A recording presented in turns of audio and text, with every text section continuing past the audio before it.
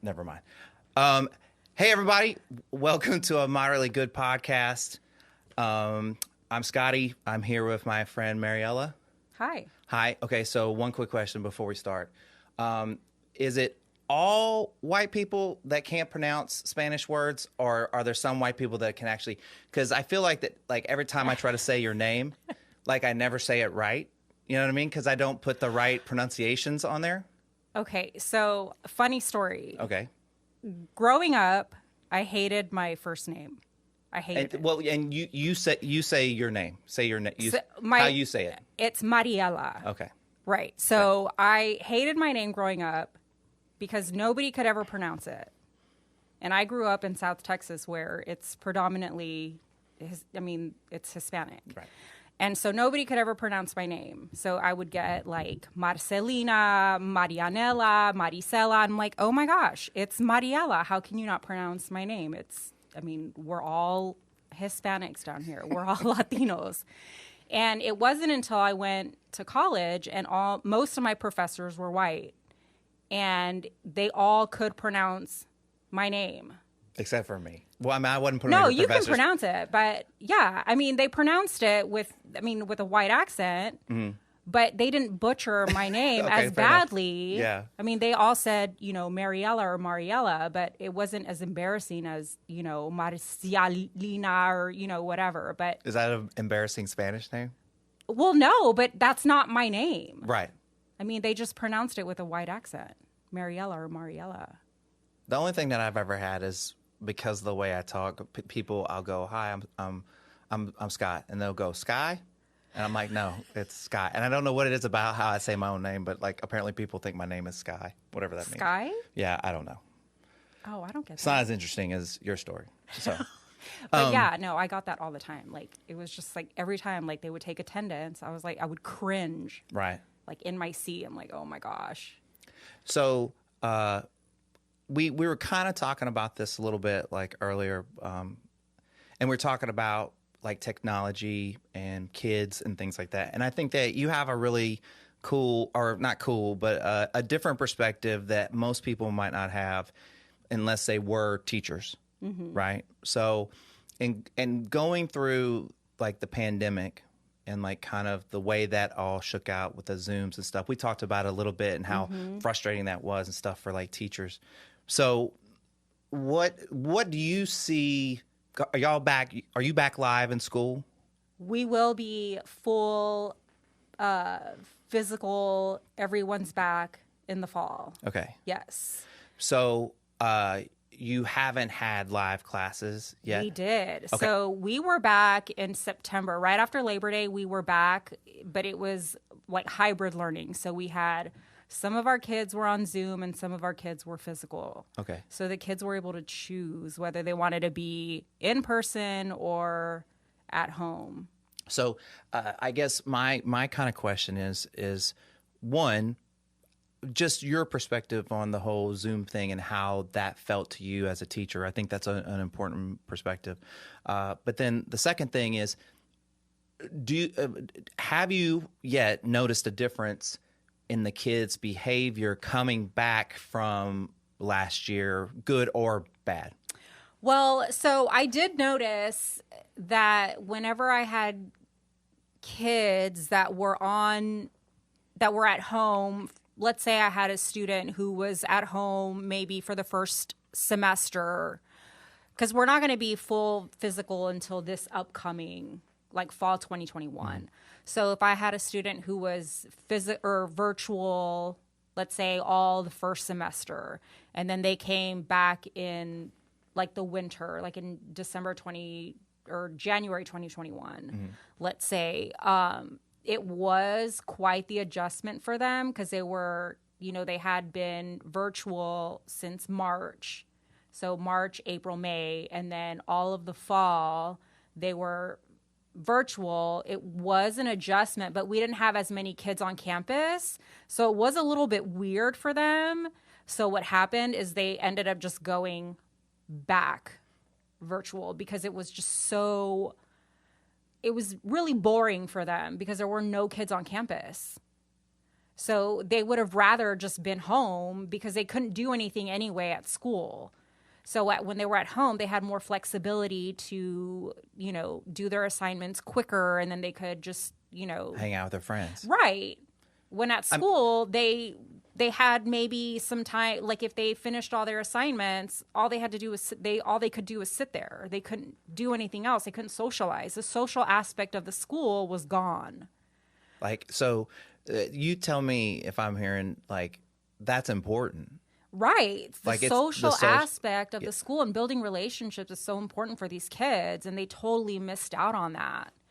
And so they ended up just going back home because they needed that social interaction, and they couldn't get that at school because they couldn't interact because they had to, the 6 feet apart and wearing masks, and they just couldn't get that. So, question. Okay, I'll go first, and then you don't have to.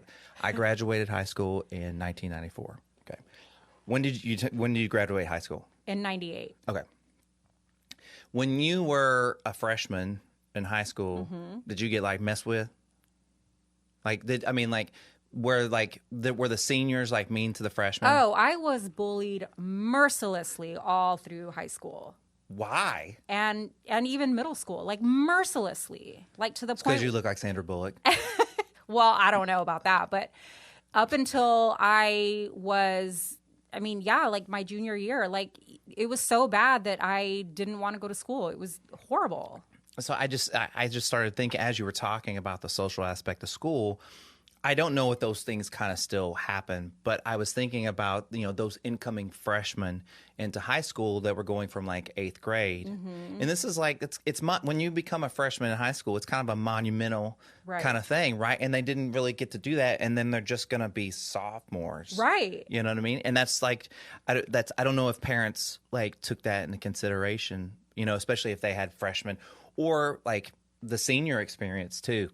Exiting in that way, Well, and, the seniors, I guess, were like, well, I can just do my classes online and, go do whatever I need to do. And I don't have to, be on campus. Well, that's kind of like my senior year of high school. That's kind of what seniors kind of did. Right? Like we had like half days or whatever. Do they still do stuff like that? Yeah. Like you'll have work, like a study hall or whatever. I know my senior year I had like 2 classes, so I only went half day anyway. So it's kind of the same depending on your schedule for the seniors. So I think for them it was kind of like whatever. But I think for these incoming freshmen, like being on campus was so monumental, and they just kind of missed all that. So I think for us coming in this year, building those relationships is going to be extremely important for our students. So I think we're going to really focus on that at the beginning of the year, is just building those relationships with our kids. So, how do you can be a superintendent now? Wait, or a principal? You can be a principal. Okay, yeah. And so what certifications did you have to? What'd you have to do? So I had to get my master's in administration. And you got your master's. I did. Congratulations. Thank you. Yes. Yeah. Okay. So here's my hot take for when you go in there. You know what I mean? You just go ahead and you say, "All right, seniors, you don't have to come to school." Right? Like just do your work at home online. You can come to school if you want to, but you don't have to come to school. Okay? And then you just show up for like football game, all the stuff that you kind of want to show up for, right? And that's like basically college. That's what you're doing in college, right? And then you have more resources for the freshmen, sophomores, and juniors, right? To take care of them, to prepare them for like that. You know what I mean? Well, I don't think a school will ever go for this, but I mean, like, it makes sense. It's like, it's kind of makes sense to like, why are we not preparing them for what it's really going to be? Well, I guess kind of, but you still have to have teachers teach those classes. Well, I mean, but apparently you don't, because everybody just did it online. Maybe they just have an online teacher, just like designated to online, just to seniors, just teaches everything. Yeah, I mean, we did. These are dumb ideas. No, they're not dumb, because we did toy with that, with having an online school. But the thing with that is, if we did have an online school, they couldn't participate in any UIL. So they couldn't participate in athletics Why? because they would be strictly online. What? Yeah. Is that a rule they like came up with on the fly? Or Like, was that, I mean, like, it was something that was like being developed. So if they before the pandemic? no, like during the pandemic. So Okay. if they chose to be virtual all year, they could not participate in any UIL activities. It was just a strictly online school. Wow. Right. So they didn't get, yeah. What are we doing? I don't know. Like, I personally, there were some teachers that did not like the blended learning because it was really difficult. It really was having to like navigate. I mean, you're teaching online and in person simultaneously. So it was difficult, but I kind of liked it. Well, it's like, I think one thing that needs to be noted is that, you know, yes, like parents have an expectation of their kids' education, but like to ask a teacher that gets paid not enough, right? To like, so it's like being a doctor, and then they're like, oh, by the way, you're going to be a dentist as well, and you're like, I've never been a dentist before. Right? And you're like, you want me to be a doctor and a dentist? I was like, okay, well, I'll see what I can do. Right. That's a lot to ask of somebody to just totally like flip their life upside down like that. You know what I mean? Like, and you know, and you're a teacher. My mom was a teacher. And so I don't know. Yeah. And we had to learn it like on the fly. Right. Like they were like, okay, well, you're going to teach virtual. And we were like, we've never been virtual teachers. What do we do? Did you have like any like old lady teachers that are like, I don't know what the fuck I'm doing? Well, I was like that. Oh, shut up. I was like, I don't know what I'm doing. And so we just, you just figure it out. But, Yeah. We have really great kids. And so they were super like, patient with us and just really forgiving. But that, again, that goes when you're building relationships with your students. They're awesome. But it was kind of hard where you don't see your kids because their cameras are off and they don't participate. And you're like, I've never seen some of my kids because their cameras were never on. So I'm like, I don't know what you look like at all. Because like they were freshmen or transferred to the school? No, because they were virtual all year and they never turned their cameras on the Zoom. So I never got to see their faces ever. That's weird. It was so weird. But I mean, it was fine. I never forced them to turn their cameras on and they did well. They participated. I know what they sound like, but I never saw their face, which was fine. I mean, my 9-year-old, when he was virtual, never turned his camera on. I'm not gonna lie. Okay, so if you were in school, would you have turned your camera on? Oh, no. Yeah, I wouldn't turn mine on either. Yeah. I'm over here like, why aren't these kids turning the cameras on? And then in my head, I was like, I would never turn my camera on. My 9-year-old refused to turn his camera on because he just felt so weird about it. Yeah. Yeah, and I was just like, okay, I mean, I guess if he doesn't want to turn his camera on, then I'm not going to force him to. And sometimes I would. I'm like, Lucas, you have got to turn your camera on. And he was just like, I don't feel like it. I don't like the way I look on the camera. And I was like, okay. Get him a selfie ring light. I'm so sure. I mean, come on, help him out. Or I would hear like, put your shirt on. He's in elementary school, but... But yeah, I mean... Okay, so do you have a quick, funny Zoom story from teaching? Like, I don't know, something that you're like, ooh, like, or... Yeah, well, I've got a ton. Well, can you tell me? Are they ones you can tell me? Yeah, I mean, okay. I've got a ton, but like, just give me your favorite one, just your favorite one. Okay, so I guess I don't know if I guess I can say this. I don't know. I was only I don't know. I mean, my kids are very, very comfortable around me. Like maybe way too comfortable. And so there was just a lot of we would play games all the time. And so we would, they would put their names on like the screen. And so I would tell them like, okay, you have to put your real, like your government name on there. Like put your government name. Otherwise we're not going to play. Like rap style. Like give me your government name. Yeah. Yeah. Because I need to know who you are. And otherwise, we're not going to play. And so it was towards the end of the year, I was just like, okay, we're tired. Like, we're just going to play games. Well, I was like, who's Candace? And I'm like, Candace, like, who's Candace? Who's joining my Zoom or who's joining this game? And so I let them play because I was like, well, Candace doesn't sound like a bad, because they would put like some really sketchy, like, come on, guys. Okay, and these are your students doing These this? are my students. Okay. And it was like this one particular class. It was very boy football heavy. Like, I mean, they would just mess with me all the time. And then I saw Phineas, and I was like, are you guys talking about like Phineas and Ferb? Do you remember that show? Well, I know what you're talking about. I didn't watch it, but I know what you're talking about. Okay, well, so I was like, you guys are so funny. I remember watching that show with like my kids all the time, and so I let them play. And then later I'm watching TikTok because I can watch TikTok for like hours and hours, and I'm like, oh my God, these kids pulled one on me. It's like, Candace, spit in your mouth or whatever.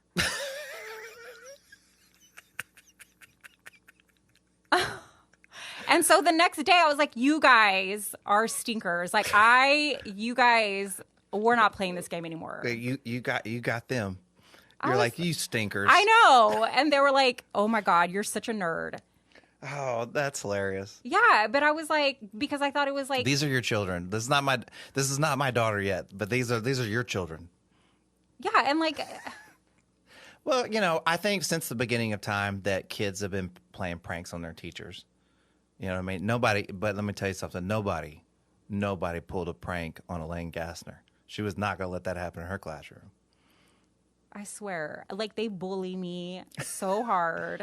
Hey, you're going to have to get tough. Like, if you're going to be a principal, you're going to have to get tough. I try. Was it Louis Gossett Jr.? Who was that black principal when he chained the doors? What was that movie? You know what I'm talking about? Yeah, was that Was that It wasn't Louis Gossett Jr. Somewhere out there, people are just like, it's. I know. Is it the one with the megaphone? Yeah. You have the megaphone all the time. I don't know. Anyways, but so I was going to ask you one more. I have one more like teacher kind of question, and then we'll just move on to something else. Do you have is there something that you want to try to implement as a principal that is not being implemented right now, or something that you think will? Like, do you have it like a philosophy on how you want to kind of go about this? I think, I don't know. I just feel like we as teachers and just educators need to focus more on building relationships with our kids more than them as students and grades and numbers. Like, I just feel like we make a greater impact building those relationships because that leads to greater academic achievement. Well, it's correct. Like, it's what you kind of said earlier, is that the social aspect that kids lost during the pandemic, right? That loss feels almost greater than like their what they were learning, right? Yeah. Okay. Yeah, like they say, like, the teachers that you remember the most are the teachers that were hot. Yes. I didn't have any hot teachers. Did you? Well, I mean, our definitions of hot teachers are probably different. I mean, if I had to guess, I feel like all my teachers were like old and like crotchety. I guess I had them all. I guess. I mean, I've had hot teachers before. I've had old lady teachers. I've had male teachers. I've had male drama teachers. That's different than a male teacher. There's a male drama teacher. Okay, I don't know. I got you. No, I'm just kidding. I've had all kinds of teachers. I didn't have You didn't have any cool teachers? No, the teachers that I do remember are the ones that I had like really good relationships with. Sure. Yeah. Or that you learned something from. Right, because they cared about me as an individual, not because they were good at teaching. Right. Was because they cared about me as a person. And so I learned better from them because they were they were passionate and they cared about their students, not because they were just like master teachers. So how much do you think, okay, so you're saying that you want to have you want this to be about the students and their Right. Okay. So how much do you think like getting their parents involved is needed in a situation like that? 100%. Yeah. Yeah. Like, and I feel like on some level that's a harder sell, like in a Yeah. weird way. I don't know. Like as a teacher, is it hard to get parents on board with like what you're trying to, like not as a principal, but as a teacher so far, like, is it hard to get parents on board? Are they supportive? Is there just like a mixed bag like everything else or what? Yeah, it's like a mixed bag. Like you have some like really supportive parents who are amazing. And then sometimes you have like no communication with parents at all, like all year long. It's like, you don't have, like, I don't know who the parent is. Like, you don't hear from them at all. Is that, and it's kind of sad sometimes where it's like, is that a bad thing? In the sense of like it allows you to do your job, but like, do you like, once again, like you kind of need that relationship with them being totally hands off? it depends on the student. Like if I really need some parental support, like with a student and the parent is just not like nowhere to be found, then that's kind of difficult. Yeah. And it's kind of sad sometimes. Yeah, why are you going to leave your... Hey, and you might have important stuff. I mean, you... No, it is. Yeah. I told you. No, yeah. I'm just kidding. Like, there's not...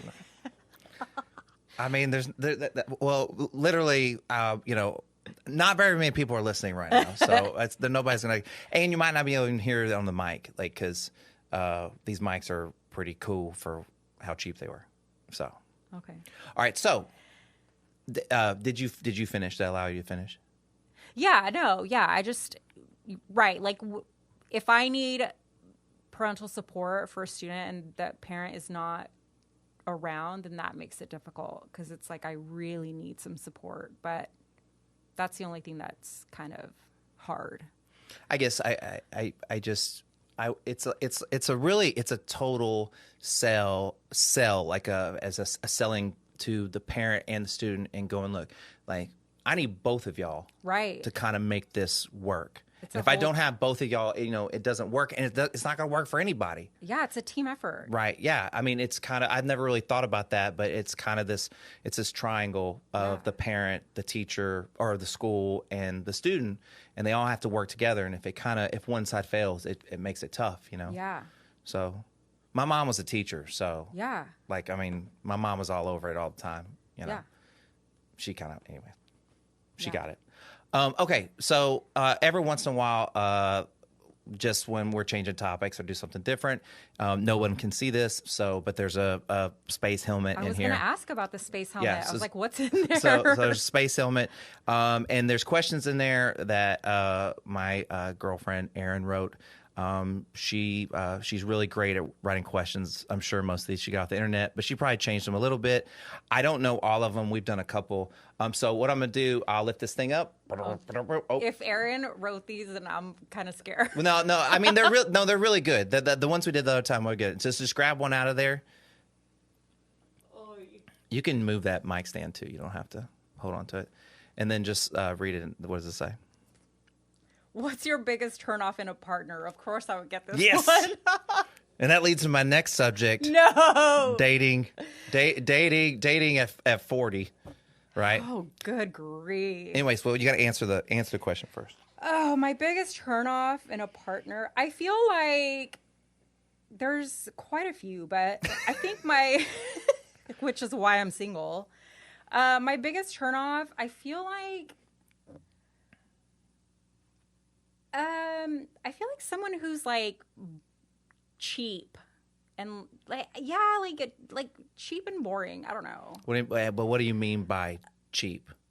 Like someone who's always like complaining about, or I don't know, like someone who says, I guess like one, I don't know, like I don't know how to articulate this. I think let me try. Someone that is not, in my opinion, like living their life.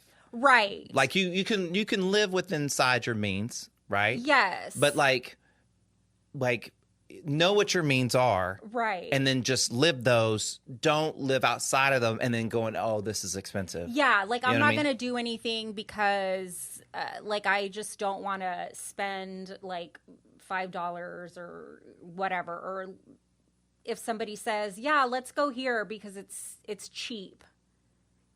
Like, don't say that to me. That's Well, have you been to Casa Olay? yeah, but don't say that to me. Like I had this one guy who said, Oh, let's just jump right into the stories. Like, let's start jumping right into guy stories. yeah, like this one guy. By the way, she has great guy stories. Oh my gosh, they're horrible. But yeah, like Give us light ones. You know, don't hit us with too much heavy. no, like for example, well, because then it makes me feel bad. Like I'm not worth like, you know, not that like I am easygoing, you know me. Like, Yeah. Like this guy was like, hey, let's go here because it's cheap.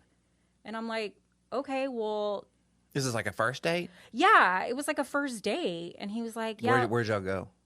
I don't even remember because it was so long. Cane's? Did y'all go into Cane's? Oh, it was Taco Bell. It was Taco Bell. Shut up. It was Taco. It was not. Yes. I'm not joking. This is real life. This is real life. Yes, and he like Hey guys listening. Don't take a girl on the first please date. do not take anyone to Taco Bell on the first date. Like, Yeah. come on. That's like, that food is for like, hey, we're like running late and we're going out, right? So let's just grab like a couple tacos. Or it's like, oh, like let's leave early and swing by Taco Bell after we go out from the bar. Yeah. Or like, you know, you've been married for 4 years. And you're Yeah. just like, what Or are you? like, oh my God, I'm so hungover. Yeah. Like, I need Not Taco first. Bell. It's not first date material. No. Like that's like, yeah, Taco Bell is like my guilty pleasure. Like, let's go there. It's like cheap. And then we can like, Now, do you think that he just knew how much you love Taco Bell and he was trying to like no, get I to your don't. heart? I do No. not love Taco Bell. Number one. Yeah. And like just stuff like that just makes me feel bad about myself. What do you mean? I don't know. Like, you think like I'm not worth like at least some Chick-fil-A? Like, what? Taco Cabana? Yeah. At least they serve alcohol. I know. At least I can have a beer with my Rosa's tortilla. with my taco salad. Come on. I mean, what in the world? That or like just being like boring, not wanting to like go anywhere or do anything. That's just like a really like turn off for me. Well, I think that, like, I and we kind of talked about this a little bit earlier. I think you have a really unique perspective that maybe, in a way, would maybe help other younger girls in like situations. This, and so we were kind of talking earlier, like that you had your first son. You were how old? 23? I was 23. I was married at 22. Then I had my first at 23. And then what happened? So we got married while we were still in college, and then we had our first and our only. I only had one kid with my first marriage, my only marriage, at 23. So we got pregnant, got married, and then we moved away. Like we moved up to Fort Worth, which is where his family's from. And where were y'all at the time?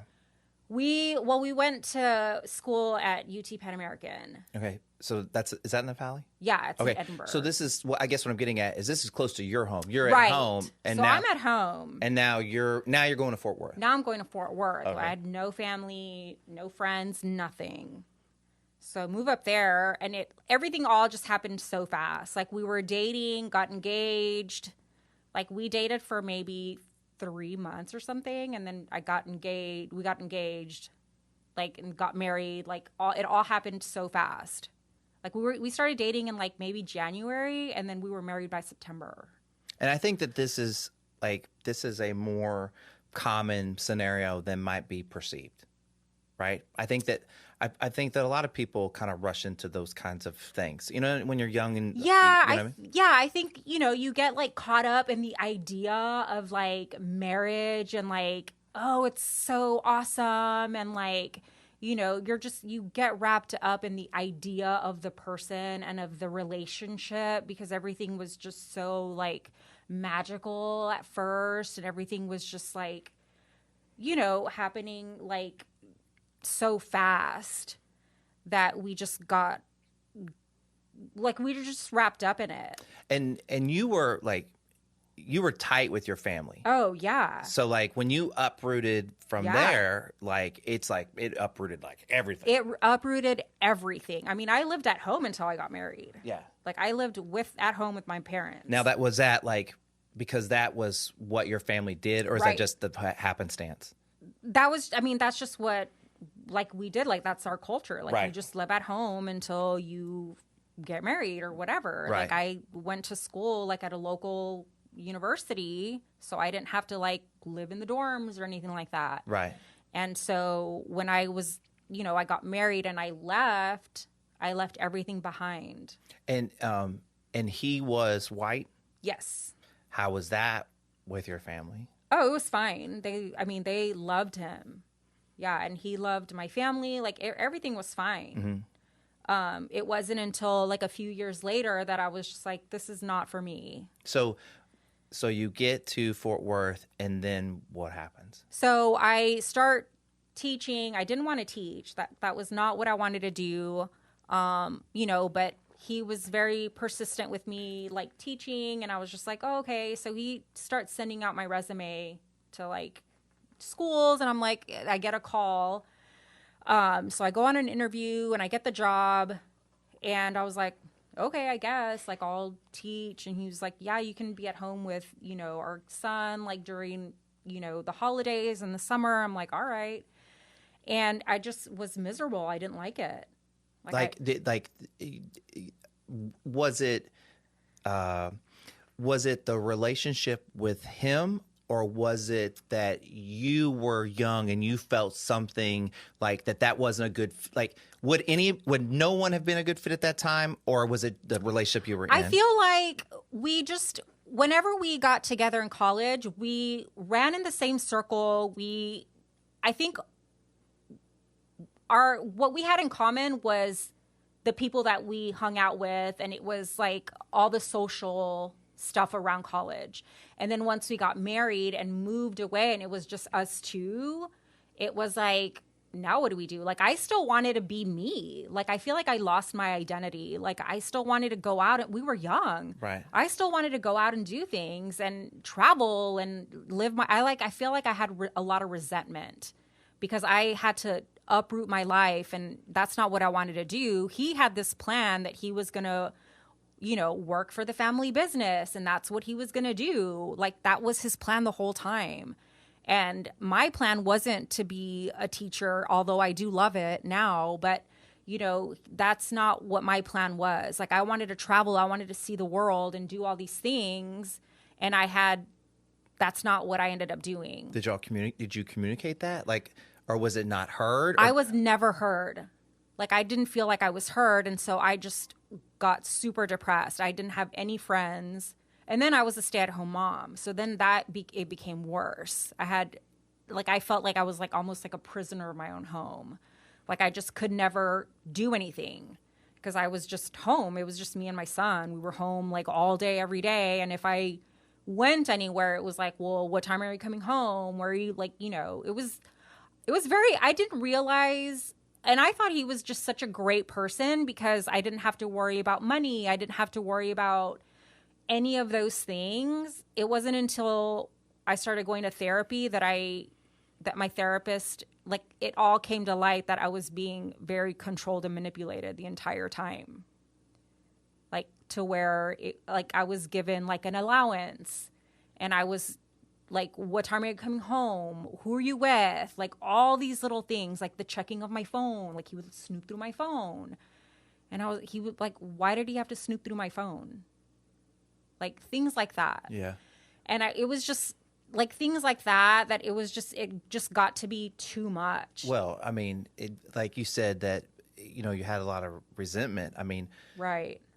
The interaction between the two of y'all causes resentment. It just kind of keeps like building, right? You know what I mean?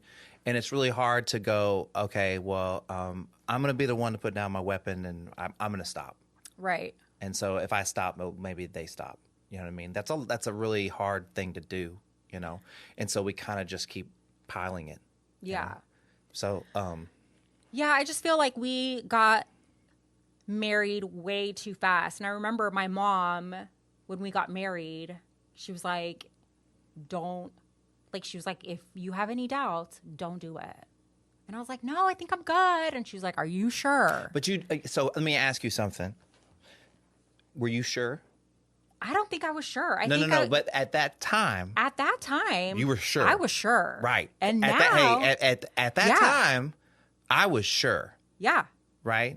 But it's only the perspective, like after it's over, that you go, oh, maybe I wasn't sure. No, and you say, I mean, I think a person that processes their divorce, you know, if you look back at it, you go, like, what was my role in that? And then like, was there things that I should have, like, not should I have done differently, but I should have seen differently, viewed absolutely. differently. You know what I mean? Like interpreted differently. Was I blinded by the idea of like, oh, I just got to make this work or whatever? Yeah. But when you're in it, you just kind of don't see it. Yeah. Until and it's hard to out of it. Yeah. And it's hard to explain that to people. Right. And have them understand unless you've like gone through it. Yeah. You know? And then I think there are people that kind of go through divorce and it doesn't like even phase them. And I don't even know what that means. You know what I mean? Like, I feel like it should mean something. It should have some sort of meaning. Oh, for sure. You know? Yeah. As like a step aside. I was thinking like while you were talking that like, I mean, you wouldn't be a teacher if it wasn't for him. No.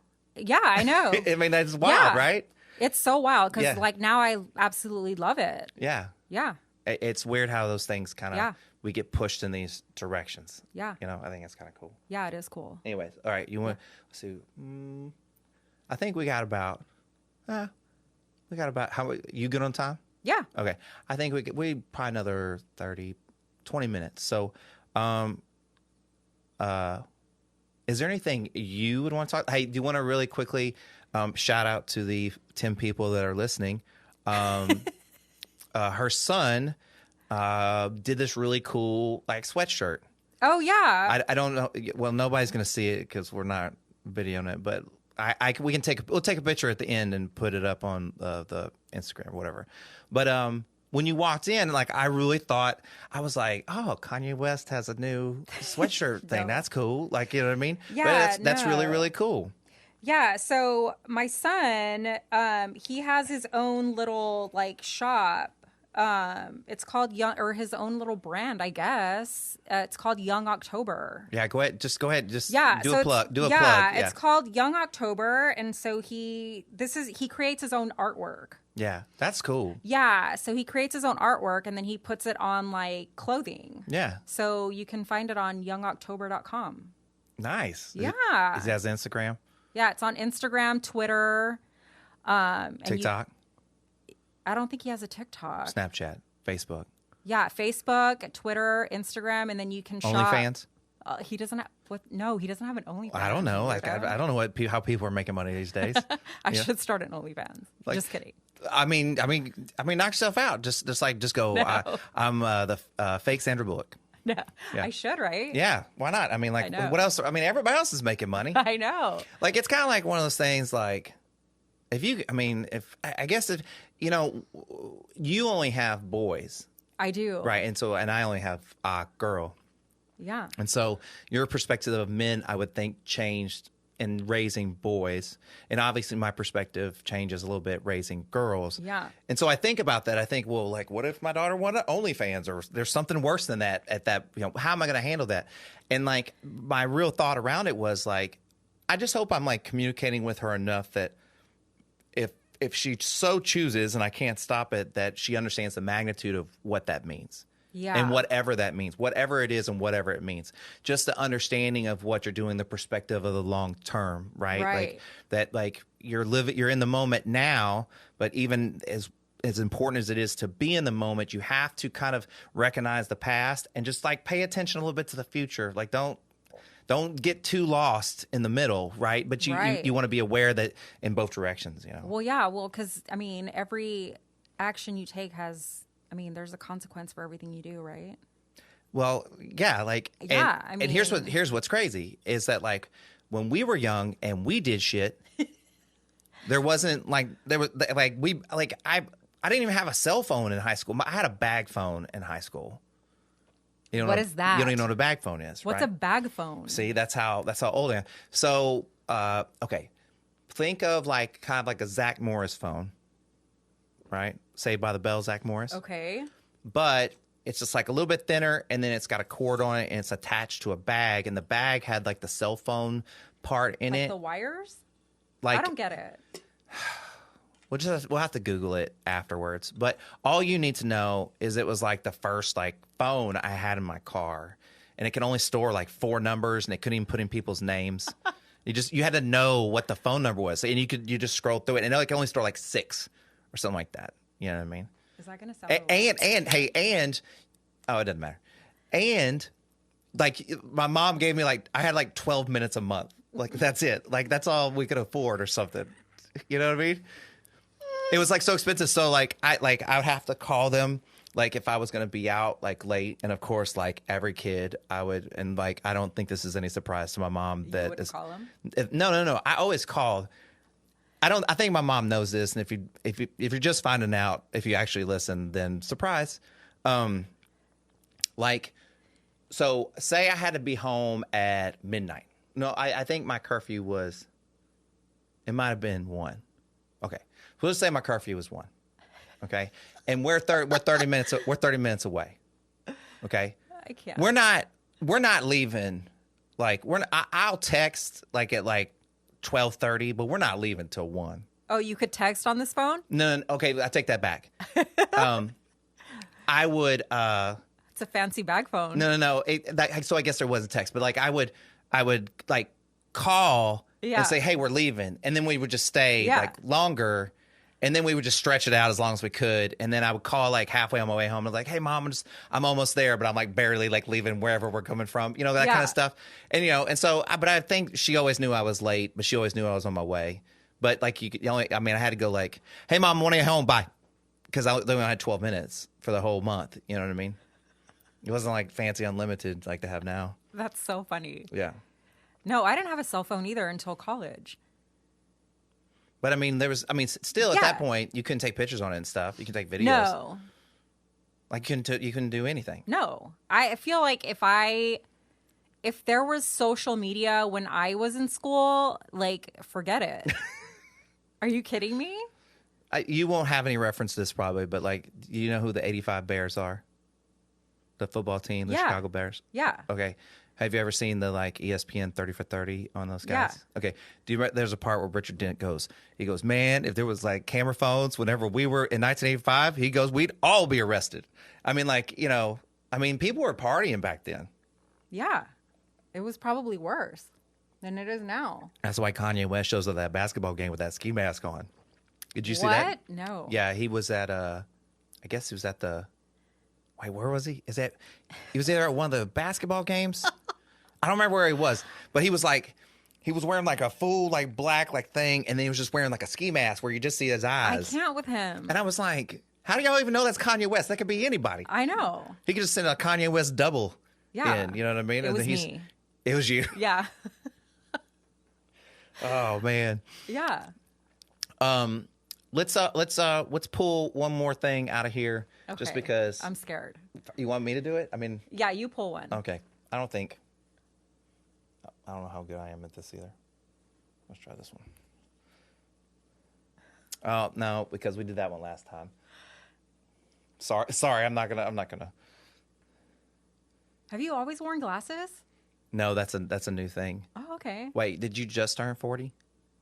No, I'm 41. You haven't lost your eyesight yet? Well, I've always worn glasses. Okay, well then you don't know what it's like to like on like you're 39, and then on the day you turn 40, it's like I can't see anything. No, I've worn glasses since I was 6. Yeah, so you have no perspective. No, I wear readers now. Well, yeah. So did that happen after 40? Yeah. Now I'm wearing now I need, what are they called? Readers, progressives. I was gonna say bifocals. I Is probably that what they're called? look. I don't know. No, I think progressives don't have a line and bifocals have a line. Okay. I think I'm going to get Don't bifocals. Eyeglass people don't like at me that I don't know what those are. Anyways, so yes, I started wearing. So all those like in the Instagram videos, all those colored glasses stuff, they're all prescription. I get them, like, shout out to Zeny.optical.com because I can get like cheap. I can get cheap, cool glasses. Yeah. You know what I mean? That I can wear like out because I'm like that. Like I'm extra like that. You know what I mean? Yeah. So, anyways, I dig it. all right. Okay. Well, nope. Sorry, that was really bad podcast airtime. I don't know why I can't find one. I just want the. Maybe I should have just picked it. Okay, I think this is, yeah, you probably should have done, but this is pretty good. What is a childish thing you still do as an adult? Oh God. I think that's pretty good. No, a childish thing that I still do as an adult. Oh God. I still like get cranky when I'm hungry. Oh, I get so hangry. Yeah. I'm the worst. My daughter gets hangry. Yeah, I get so hangry because Right. my blood sugar is just falls. Like it's crazy. So like, you know this in having children, you know, they kind of start their communication and stuff like that. Yeah. And in the beginning, it's like you could just roll dice. Like what's wrong with them? It's either diaper, they're tired, they're hungry. Like you're just like, it's like, okay, we'll just try all of them until one of them works, right? Yeah. And then as they get older, they kind of start to communicate stuff and whatever like that. But like she's at like a new level of like communicating like what she wants and doesn't want. Like she's at this point where she's just like slapping shit away, like no. Yeah. You know what I mean? And I was like, you ain't gotta be so aggressive. Yeah. But I get that. hangry. I get hangry. Like it's bad. I get hangry and then I get like I don't know what I'm doing. Like I get scatterbrained. Yeah. And like confused to where I can't even function. Like I don't know what I'm doing. So and, like clumsy and just I can't function. We don't have to get into this, but yeah. I do intermediate fasting. I thought I do too. Oh, okay. Well, that's kind of I didn't know if that was kind of just me. Maybe it's kind of that drop in blood sugar and stuff like that. Yeah. Is that? Well, like I won't eat till noon. Yeah, that's what. Yeah, basically. But it's like sometimes. Well, because I'm. Okay, let me ask you this: do you switch it up? Do you like? No. Okay, so I've read that it's important in doing intermittent fasting that you do different things on different days. So like, don't do it like every day, or just cut it by like 6 hours. Just only do 12 instead of 16 and stuff like that. Okay, so I've been doing it forever. Yeah. Like I won't eat till noon, like 12 to 8. Like that's what I do, and I've been doing it for like 2 years. So I think whereas like it helps your overall health. Yeah. Right. I think that switching it up. I guess I should. Just But yeah, try it. Just try it. It might just even that what you're talking. It might even that whole blood sugar thing out. But I get so cranky and but silly cranky. What's like just like if somebody will come up to me. Yeah, I've had girlfriends that were silly cranky. Yeah, it's not fun. It's not fun for guys for a girlfriend to be silly. Yeah, cranky. like I'll just be like, "Shut up, stupid!" Like just really like, or I'll just be like, somebody will walk by me like, it's just dumb, like. But yeah, or like I'll just be so confused. I don't even know what I'm doing. Yeah. Yeah. It's just very bizarre. So something that I like to do here at the end, and we can just kind of chit chat about it if you don't have specifics and stuff like that. But so we had talked about like you're like, hey, like I start going to therapy.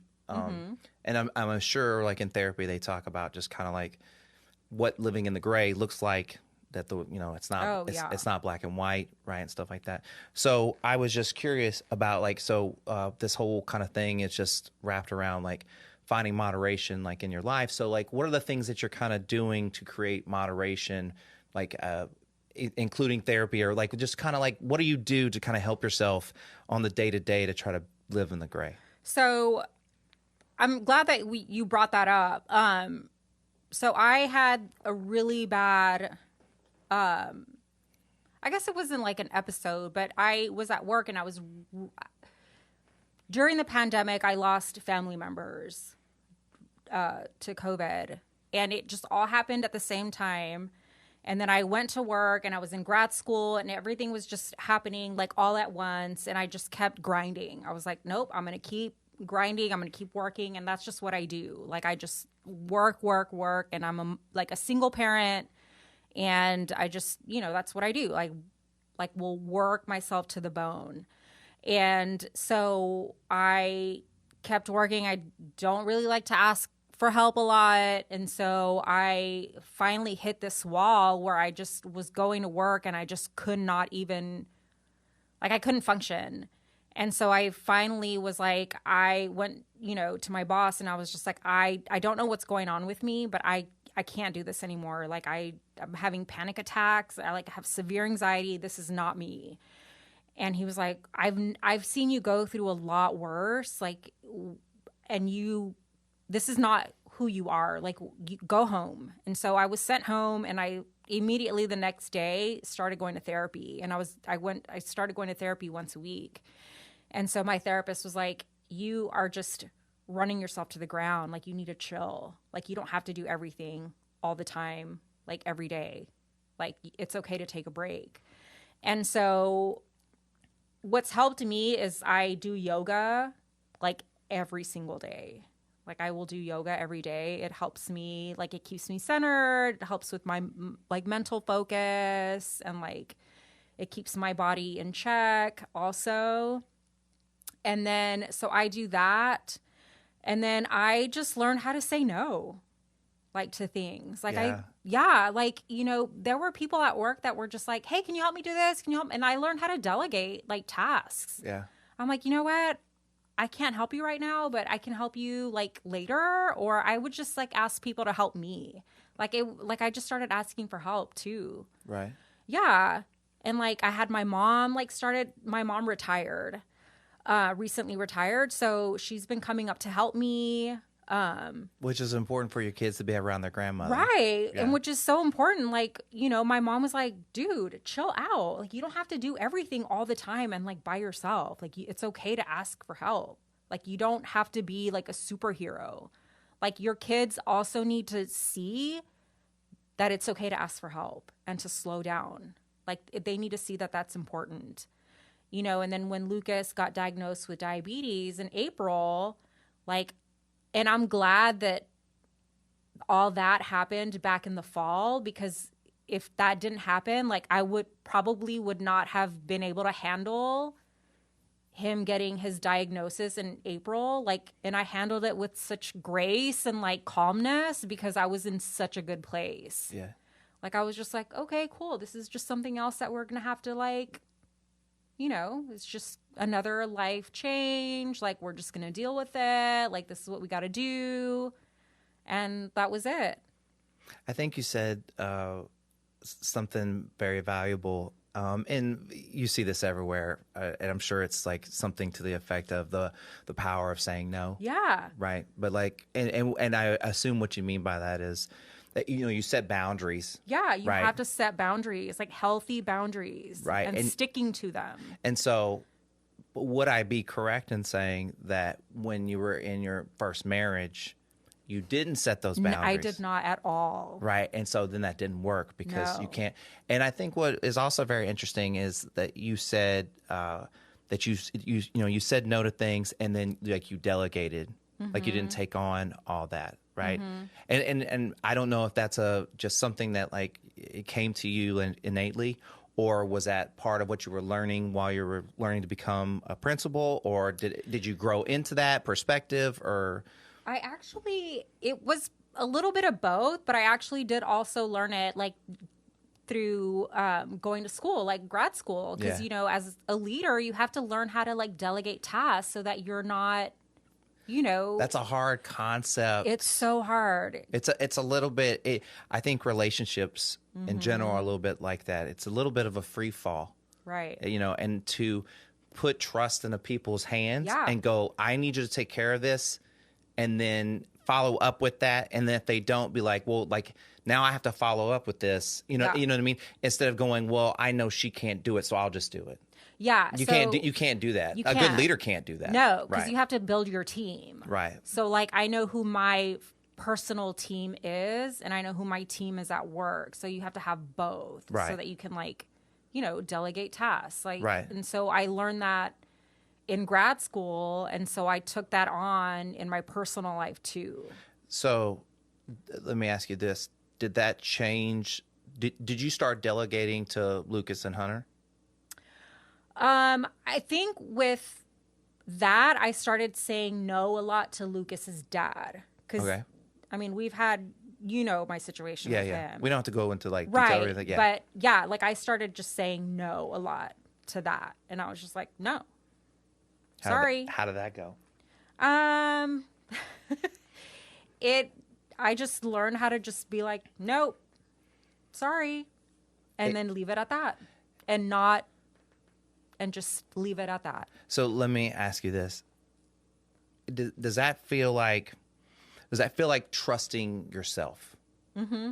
Like I learned I learned how to trust myself a little bit more. Like trust that I'm a good person. I'm making good decisions. Mm-hmm. Right. And I think that's a very hard thing for people to do. Like, I know that I struggle with that. You know what I mean? Of just like, you know, and I don't know what a bad person thinks. Like, you know what I mean? But I would hope that a bad person making good decisions like that and setting the proper boundaries would make them a good person. Right. Maybe. Right. You know what I mean?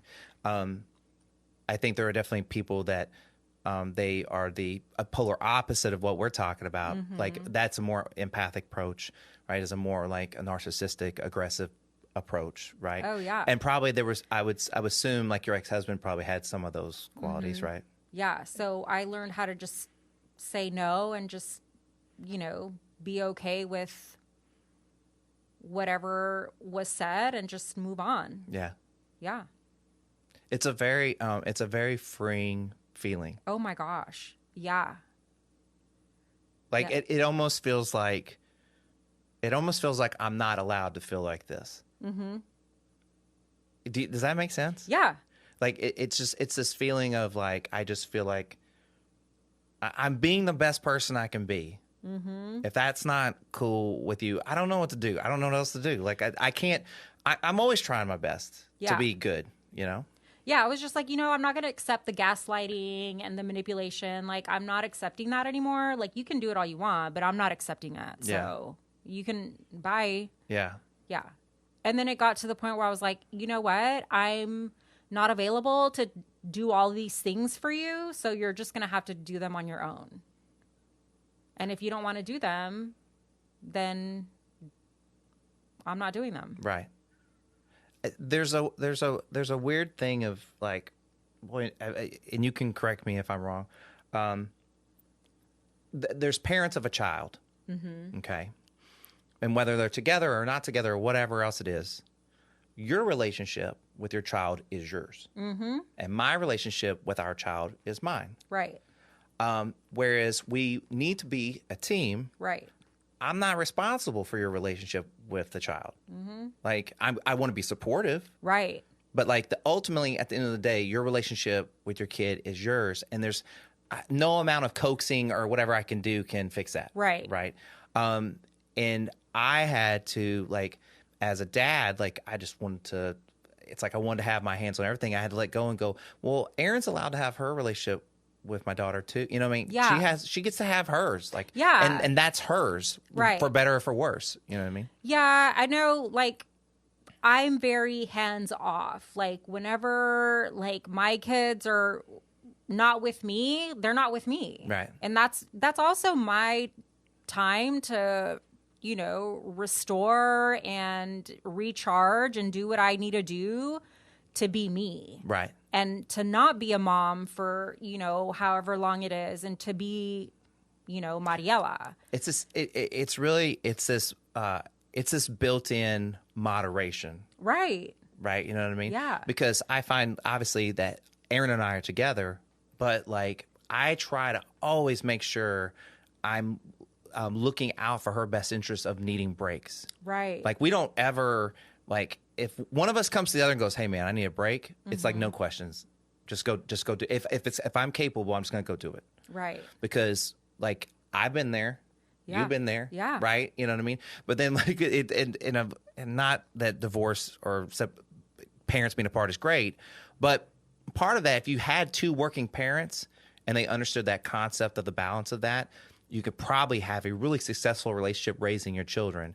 It's when all the other stuff gets involved, right? Yeah. Like I feel like I didn't get that in my marriage.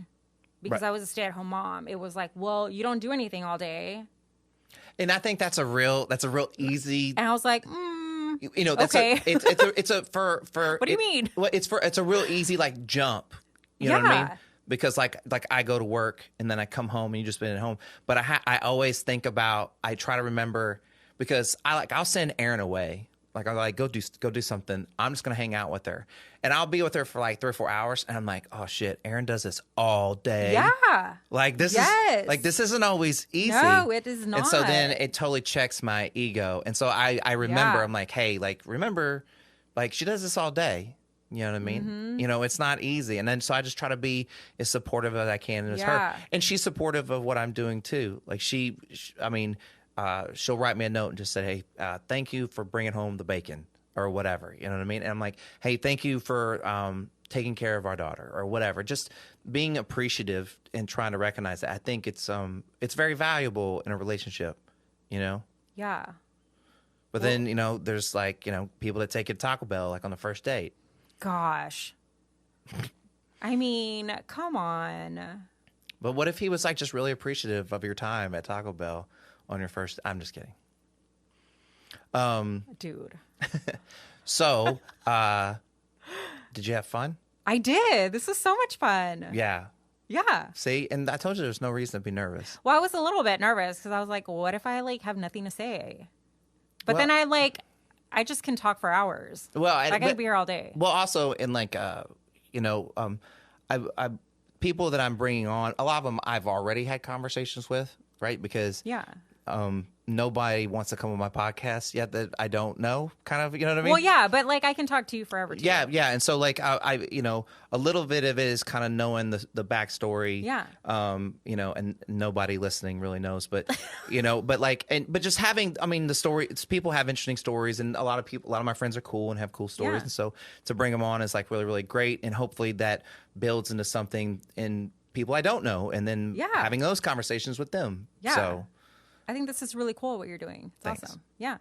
All right. Well, apparently I'm inviting everybody back. So I mean, you know, if at some point you want to do round 2, Yeah, let's do it. we can film it next time. Yeah. We can show everybody the ball gown that you're wearing right now. Okay, yeah. With the sweater on top. I'm just kidding. With my sweater on top. Okay. So what was your son's? What's the website? it's- One more time. It's youngoctober.com. And that's YOUNG, not YUNG, like Yes. all the kids are spelling these No, things. it's spelled the way it's Young supposed to- October. Yeah, Young October. YOUNG. Got it. October, like the month. Not like November, but like October. Yes, like the month October. And young, not like young. Yeah. So, anyways. Yeah. Well, thank you. Thanks for having me. This Yeah. was so much fun. Awesome. All right. Yeah. Cool. Okay.